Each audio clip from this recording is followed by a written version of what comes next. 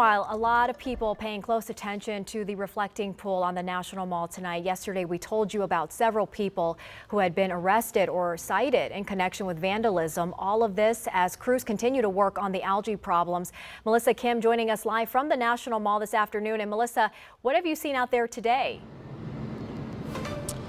Well, hey there, Annie. Today we see these hoses here that are going into the water. I'm told they're putting hyper-oxygenated water into the pool. That water can help break down algae, bacteria, and other contaminants.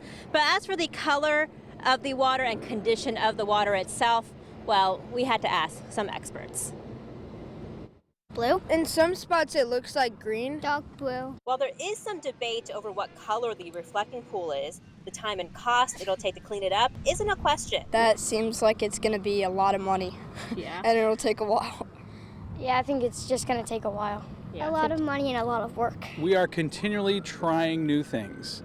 And when we explore new things, sometimes they go well, sometimes they need a little bit of adjustment. John is visiting from Salt Lake City with his two sons and says the journey of the reflecting pool is symbolic of this country. Well, that's kind of like our country, aren't we? Just always trying to improve it and continually make it what it's really intended to be. When I come over here, everything is big. Paul Maddie is visiting from Australia amidst the cleanup. Is it not normally like this? And while he didn't have a specific shade for the pool, Yeah, I don't think it turned out the way they wanted it to.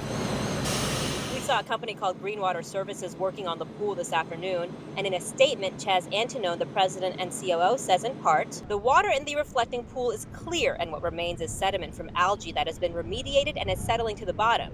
That is part of the natural treatment cycle. He adds that his company's job is to safely and sustainably remediate algae. Meantime, President Trump blames vandals for damaging the pool and says multiple people have been arrested. We are waiting to hear back from Park Police. This afternoon, we saw one woman surrounded by police and National Guard who was eventually let go, and another man who was handcuffed and taken into custody. Well, we've reached out to Park Police to find out why that one woman appeared to be questioned and then let go, and then the other man was arrested. We have yet to hear back. We're live at the National Mall tonight. I'm Melissa Kim, WUSA 9. All right, Melissa, continuing to cover the fallout from this renovation project. Thank you so much.